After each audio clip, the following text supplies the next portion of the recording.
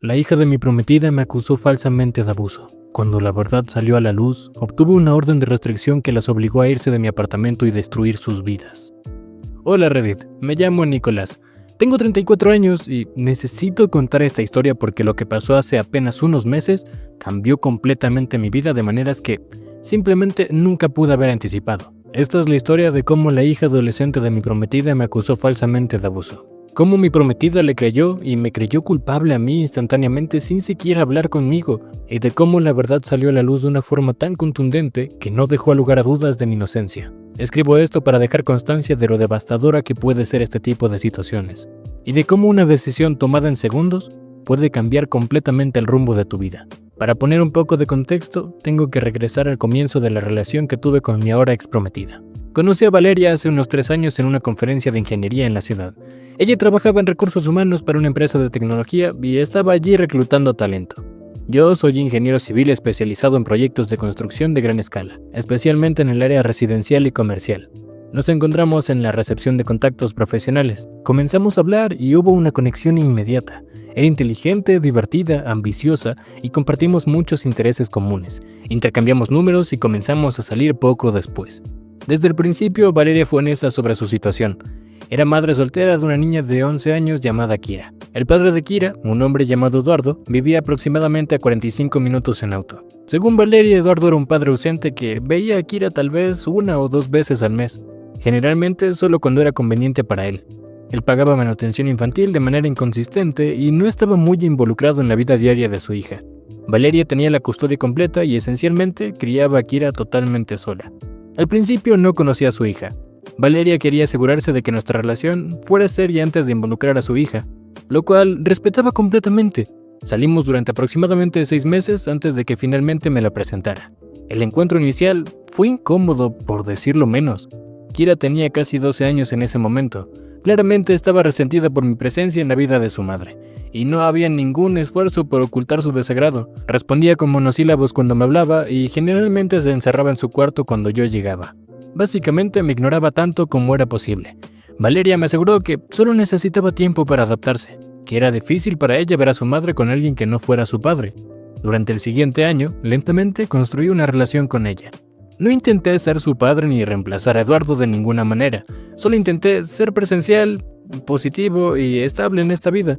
Alguien en quien pudiera confiar. Gradualmente, Kira comenzó a abrirse más. Hablábamos sobre la escuela, sus amigos, sus intereses. Le gustaba el arte y yo le compraba regalos para que pudiera dibujar como pequeños detalles. Parecía que estábamos llegando a un lugar donde podíamos coexistir pacíficamente, si no exactamente con cariño. Después de 2 años juntos, Valeria y yo decidimos dar el siguiente paso.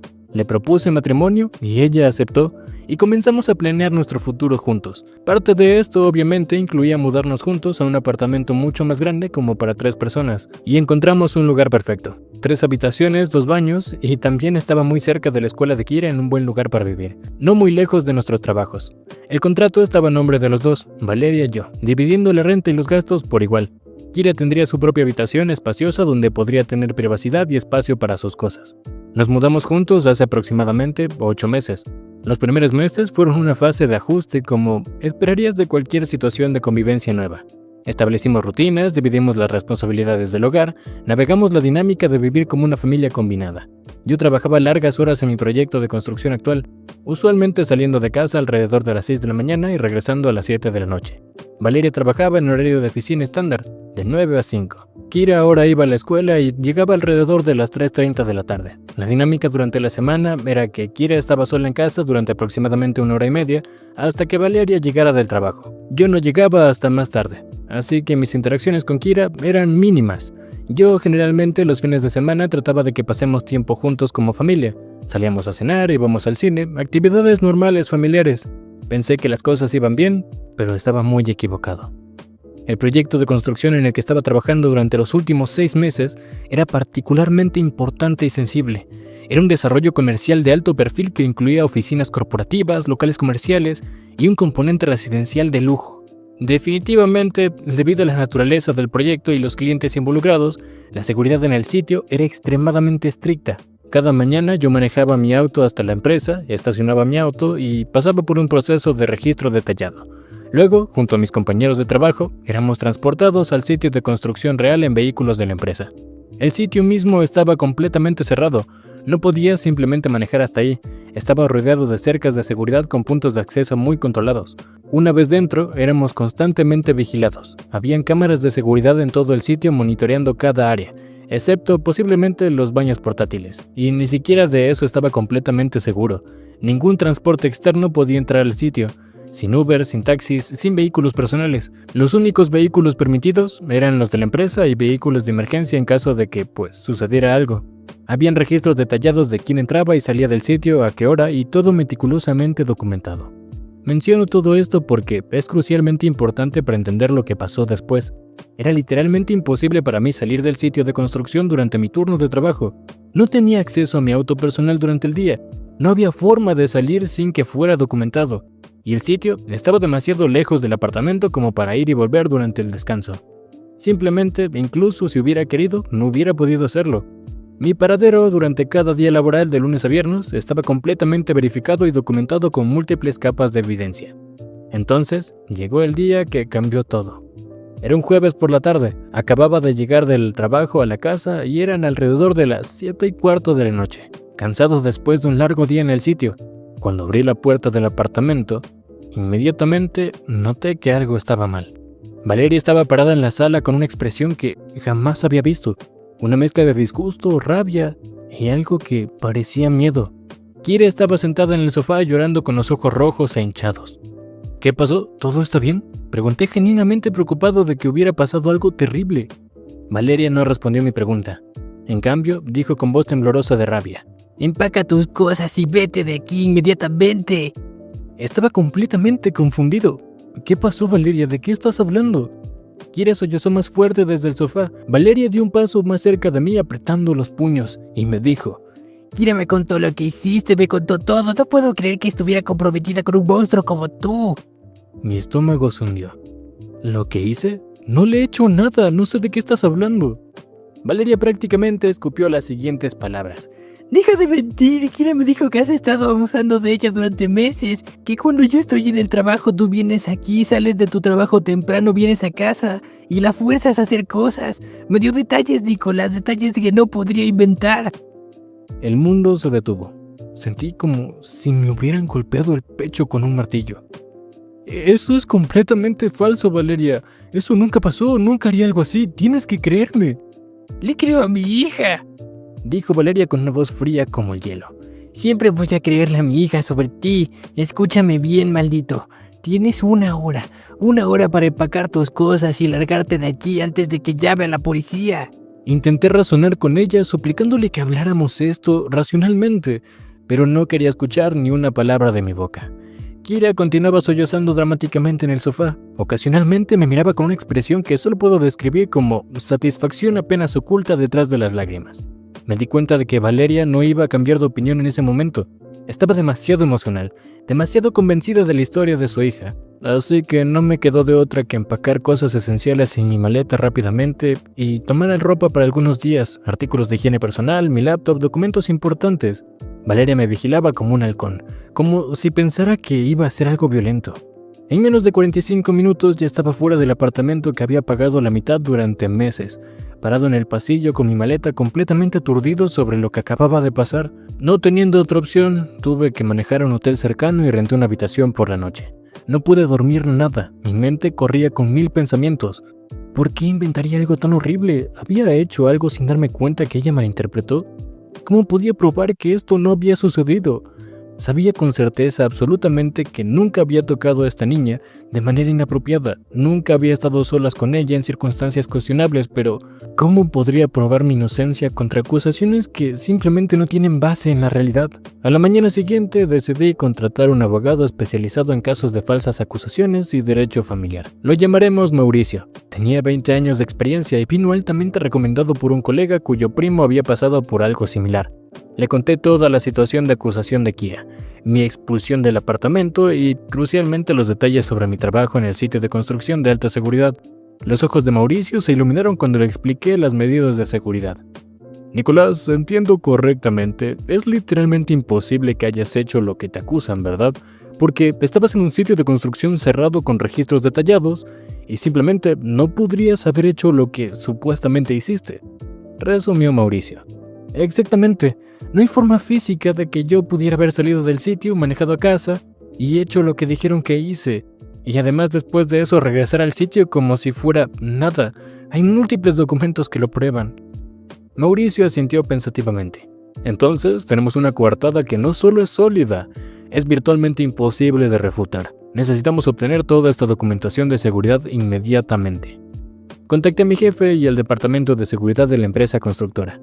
Les expliqué la situación y que necesitaba documentos completos de mi presencia en el sitio durante los últimos 6 meses. Fueron increíblemente comprensivos y cooperativos. Dentro de 3 días tenía registros detallados que mostraban cada día que había trabajado, a qué hora había llegado al sitio, a qué hora había salido, incluso pausas de almuerzos y descansos, todo registrado con precisión militar. También obtuvimos declaraciones escritas de mis compañeros de trabajo y algunos jefes que podían probar que yo había estado ahí en los horarios en cuestión.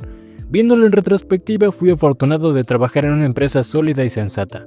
En lugar de reaccionar de forma impulsiva o tomar decisiones apresuradas, confiaron en los hechos y en la trayectoria que yo había tenido con ellos.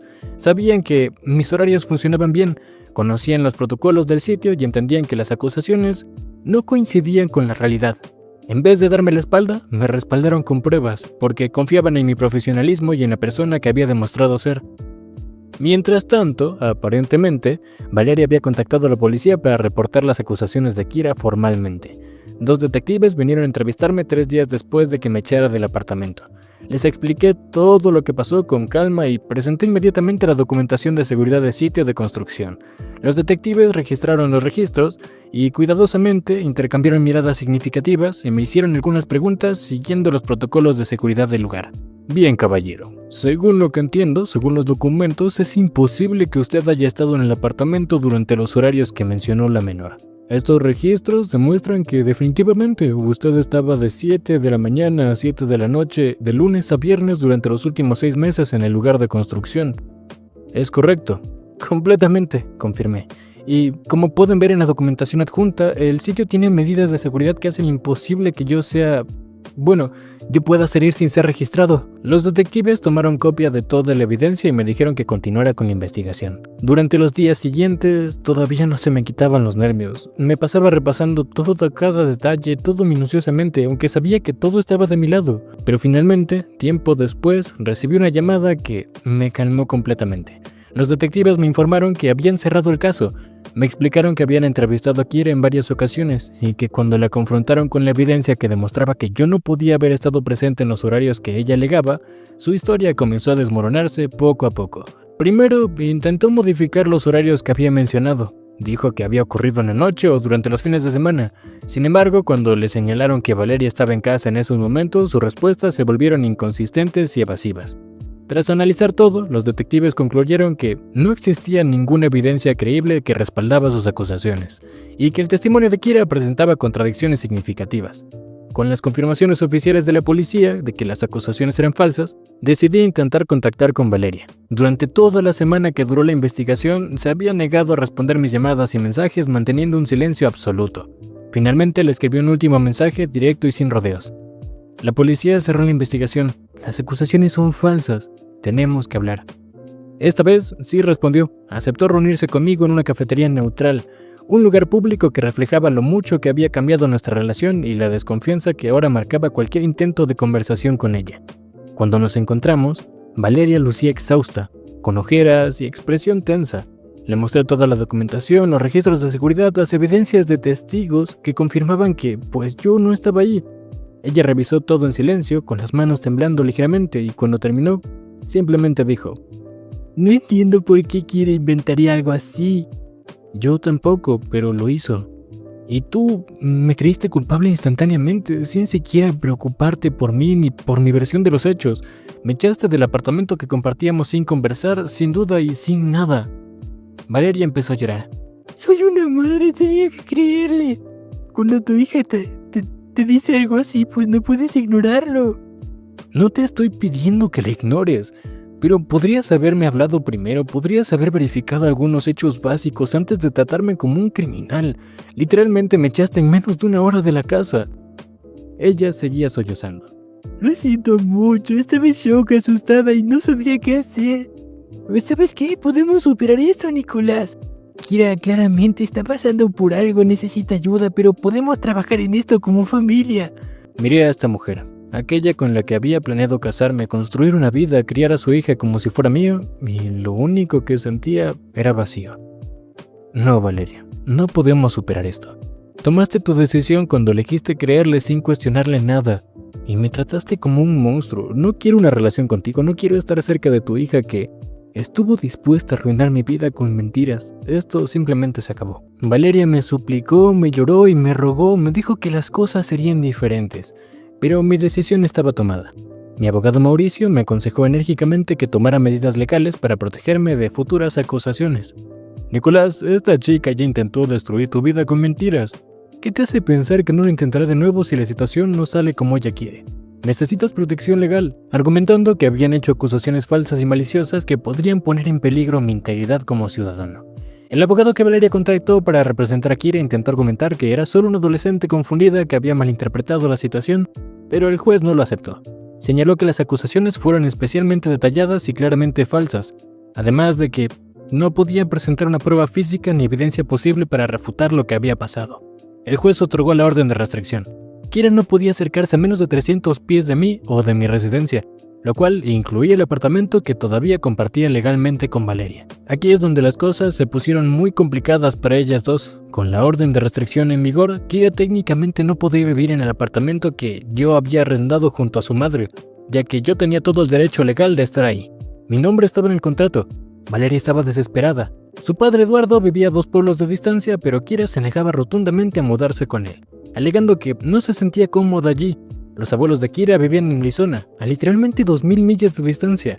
Ninguno de los amigos de Kira tenía padres dispuestos a dejarla quedarse con ellos, lo cual era completamente comprensible, dado que, acababa de quedar expuesta como una mentirosa. Tuvieron que quedarse con un máximo de 2 semanas con una amiga de Valeria que simplemente no tenía ni el espacio ni los recursos para 2 personas adicionales a largo plazo. Valeria me llamaba constantemente, me suplicaba enviándome mensajes de que la dejara volver a casa.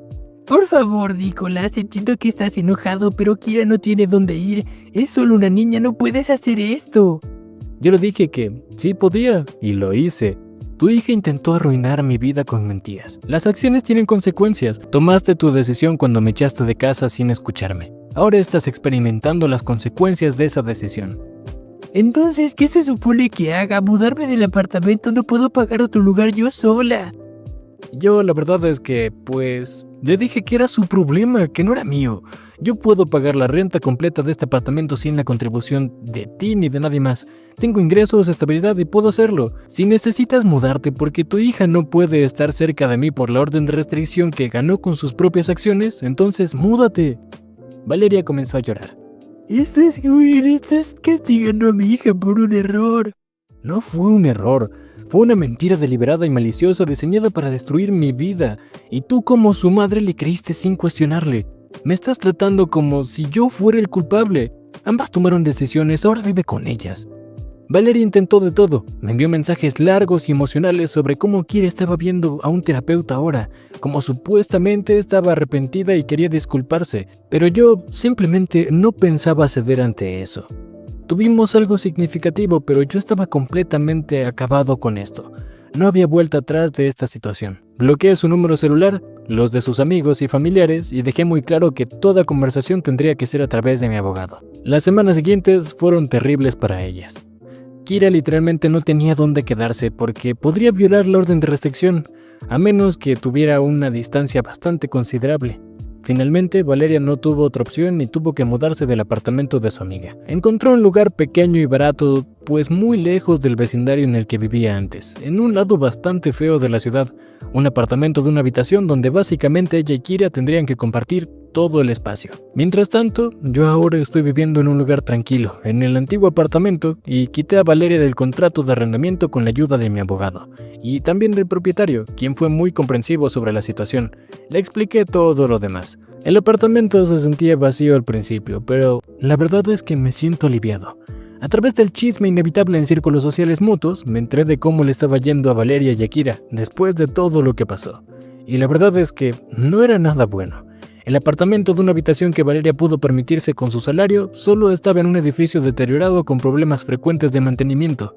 Valeria tuvo que conseguir un segundo trabajo de medio tiempo los fines de semana para poder sustentar los gastos. Kira tuvo que cambiar de escuela porque el apartamento donde vivían estaba en un distrito diferente, lo cual la terminó alejando de todos sus amigos. Y su reputación se quedó con ella y no podía hacer amigos en la nueva escuela. Los otros estudiantes le evitaban porque muchos sabían lo que había pasado.